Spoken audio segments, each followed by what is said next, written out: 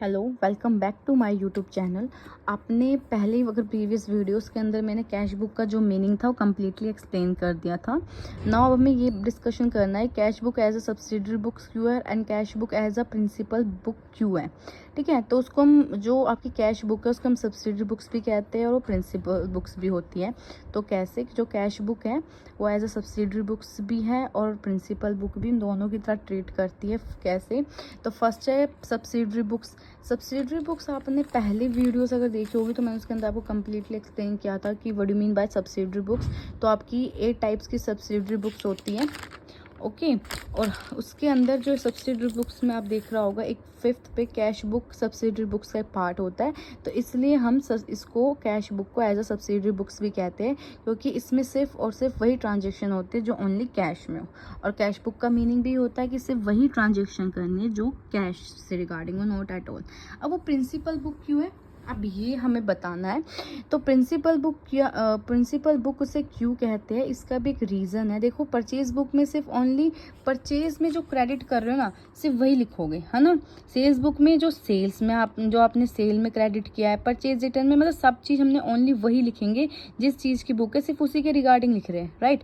But अगर हम cash book की बात करें तो कैश बुक में वो सब ट्रांजेक्शन लिखी जाएंगी जो कैश में है, चाहे फिर परचेज बुक की हो चाहे वो सेल्स की हो। मीन्स दैट बुक्स की नहीं, जैसे अगर परचेज में आपने कैश में परचेज किया है तो उसको हम कैश बुक में लिखेंगे। सेल में करिए गुड्स को सेल करा है ऑन कैश तो कैश हम कैश बुक में लिखेंगे। परचेज रिटर्न है। और बिल्स रिसीवेबल क्या होता है, डेटर का मान लो आपको किसी डेटर ने आपके पैसे दे दिए हैं कैश में तो भी कैश बुक में जाएगा। बिल्स पेबल्स को अगर हमारे जो क्रेडिटर्स है हमने उनको पैसे दे दिए, मतलब हमारी जो लाइबिलिटी हमने चुका दी, पेमेंट कर दी, तो वो भी किस में जाएगी, कैश में। तो इसलिए इसको हम प्रिंसिपल बुक कहते हैं, क्योंकि जो कैश बुक है इसके अंदर सारा कैश बुक के मतलब क्या है, हर किसी से इंटरलेट करती है, हर कोई इसके अंदर आता है। पर कैश बुक बाकी किसी बुक के अंदर नहीं आती, क्योंकि जो भी आपकी जितनी भी सब्सिडरी बुक्स बनती है वो सारी किससे रिलेटेड होती है, on credit. But cash book एक ऐसी है जो ओनली कैश से डील करती है, और वो भी कैसे, वो चाहे फिर वो कैश किस चीज़ से भी रिगार्डिंग हो, परचेज करा है, परचेज करेंगे तो कैश गया, अगर सेल्स करी है चाहे कैश आया हो गया हो उससे कोई मतलब नहीं है, पर वो सारा का सारा किस में आएगा, कैश बुक में आएगा। तो इसलिए इसे हम प्रिंसिपल बुक भी कहते हैं। ठीक है, अब हम बात करते हैं किसकी, आपकी कैश बुक के टाइप्स की। आई होप आपको कि प्रिंसिपल बुक्स क्यों बोलते हैं कैश बुक को पता चल गया होगा, क्योंकि कैश बुक के अंदर वो सारी ट्रांजेक्शन्स की जाती है जो कैश में होती है, चाहे फिर वो कैश ट्रांजेक्शन किसी से भी रिलेट करती हो, चाहे आपने वो कोई गुड्स परचेज की है, गुड सेल्स की है, गुड सेल्स रिटर्न की है, गुड्स परचेज रिटर्न की है, या आपके डेटर्स ने आपको पैसे दे दिए हैं, या आपने अपने क्रेडिटर्स को, लेनदार को पैसे दे दिए, तो वो सब कैश बुक में लिखा जाएगा। इसलिए हम इसे प्रिंसिपल बुक्स भी कहते हैं। आई होप अब आपको समझ आ गया होगा। अब मैं बात करती हूँ टाइप्स ऑफ कैश बुक। तो आपको दिख रहा होगा 3 टाइप्स होते हैं, single column, double column, triple column. Single column में ओनली कैश कॉलम बनता है और कोई कॉलम नहीं बनेगा। डबल कॉलम में कैश बैंक कॉलम भी बना सकते हो, मतलब 2 कॉलम बनेंगे, या तो कैश बैंक का बनाओ या कैश और डिस्काउंट का बनाओ। ठीक है, ट्रिपल कॉलम में कैश बैंक डिस्काउंट तीनों का बनता है। आई नो कि डिस्काउंट आपके लिए थोड़ा सा न्यू है, आपको प्रॉपरली मीनिंग नहीं पता होगा डिस्काउंट का, मतलब आपने सुना होगा बट आपको प्रॉपरली साइंस में इसका मीनिंग नहीं पता होगा। तो इसका जो प्रॉपरली साइंस में मीनिंग है वो मैं आपको कल की वीडियो में एक्सप्लेन करूंगी। आज की वीडियो में सिर्फ सिंगल कॉलम पे मेरा फोकस है, वो आपको अच्छे से एक्सप्लेन करना है। अब हम बात करते हैं थोड़ा सा भी, आपको सिर्फ एज ये थियोरेटिकली पोर्शंस को थोड़ा सा भी देख लो, जब हम इसको प्रैक्टिकल फॉर्म में करेंगे तो आपको बहुत अच्छे से समझ में आ जाएगा।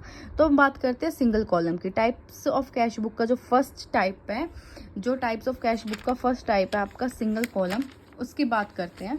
तो ये इसका फॉर्मेट है।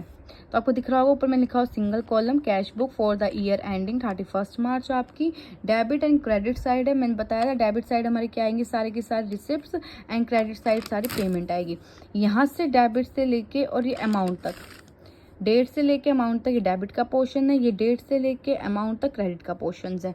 अब इसके अंदर इसका फॉर्मेटिंग कैसे करते हैं, पहले डेट आती है, particular, voucher number, journal folio, amount. Journal folio आप सबको पता होगा। बात करते हैं वाउचर नंबर। वाउचर नंबर हम बिल नंबर को कहते हैं। हर एक बिल पे ना उसका नंबर लिखा होता है। आप जब भी कभी कोई भी चीज़ खरीदते हो नोटिस करना कि उसके टॉप पे बिल्कुल ही आपका जो बिल का नंबर है ना, कि कौन से बिल लिस्ट मतलब कौन सा बिल बना है वो लिखा होता है। तो उसको हम वाउचर नंबर को इसमें डालते हैं। कई बार कंपनी अपने अकॉर्डिंग डाल लेते हैं, वरना एक दुकानदार भी डालते हैं उसके अंदर। और जब आप ट्रांजेक्शन कर रहे हो, जैसे मान लो आपने फॉर एग्जांपल फर्नीचर खरीदा, आपने अपने बिजनेस में 3 से 4 बार फर्नीचर खरीद लिया आपने, मीन्स दैट पहले 2 दिन पहले चेयर्स मंगवाई थी, फिर 3-4 दिन बाद फिर आपने 2 दिन पहले चेयर मंगवाई, फिर आज चेयर मंगवा ली।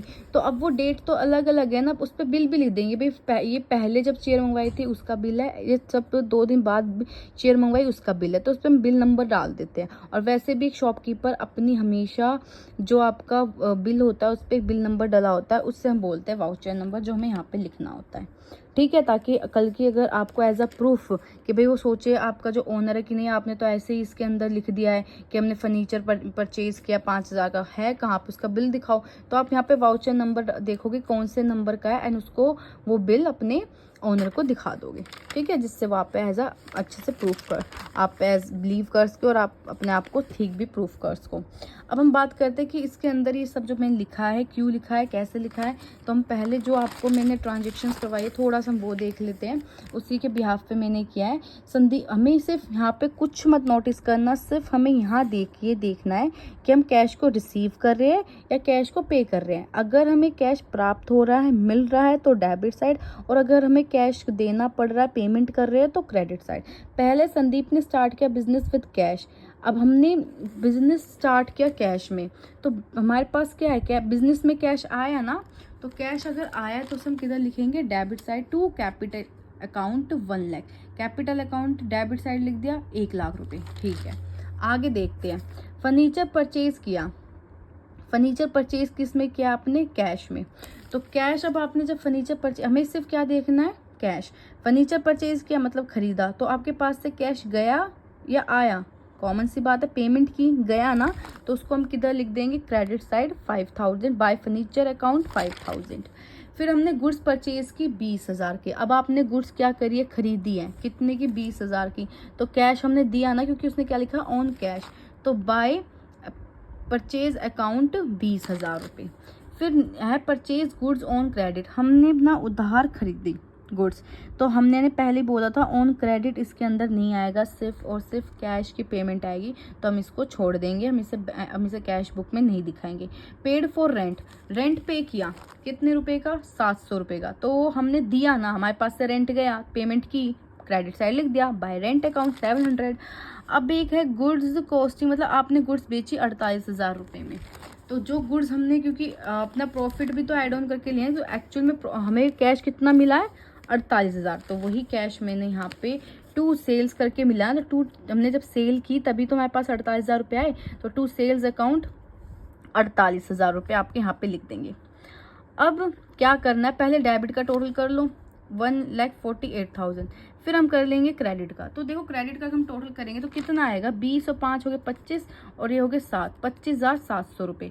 अब 25,700 रुपये ज़्यादा है या 1,48,000, 1,48,000 रुपये ज़्यादा है। तो अब क्या है, डेबिट ज़्यादा है, क्रेडिट कम है। जो चीज़ कम होगी ना हम उसे, अब जैसे अभी क्रेडिट साइड कम है तो मैंने यहाँ पे लिखा है बैलेंस क्रेडिट डाउन, मतलब हमारा जो क्रेडिट का जो बैलेंस है वो कैसा है, कम है। तो वो मैंने यहाँ जितना कम है ना, अब 25,700 1,48,000 में से माइनस कर देंगे तो आया 1,22,300, और फिर उसका टोटल लिख देंगे 1,48,000, 1,48,000। क्योंकि मैंने पहले ही बोला था कि जितने भी आप अकाउंट्स करोगे, जितने भी आप अकाउंट्स बनाओगे, उनका जो टोटल है डेबिट और क्रेडिट का वो कैसा होना चाहिए, आपके दोनों का इक्वल होना चाहिए, डेबिट भी एंड क्रेडिट भी। अब ऐसे ही जो बैलेंस क्रेडिट डाउन और ब्रेक डाउन होते हैं, एक बार ये देख लो। बैलेंस ब्रेक डाउन कब लिखते हैं, जब हमारा credit when less than credit side, कि जब हमारा जो डेबिट है क्रेडिट से कम होगा, मतलब क्रेडिट साइड ज़्यादा होगी डेबिट साइड कम, तो हम लिख देंगे बैलेंस ब्रेडेड डाउन। और क्रेडिट डाउन कब लिखेंगे, जब डेबिट साइड ज़्यादा होगी और क्रेडिट साइड कम होगी। ठीक है, तब यही तो हुआ था इस क्वेश्चन में, क्रेडिट साइड क्या है आपकी इसमें ज़्यादा है और डेबिट साइड क्या है, कम है, इसलिए मैंने बैलेंस क्रेडिट डाउन लिख दिया कि क्रेडिट क्या है, कम है, डाउन है। अब ये जो फर्स्ट था आपका टाइप सिंगल कॉलम, ये कंप्लीट हो चुका है। कल हम करेंगे डबल कॉलम और स्टार्टिंग हमारी होगी डिस्काउंट से। सो आज के लिए इतना ही। Thank you so much for watching.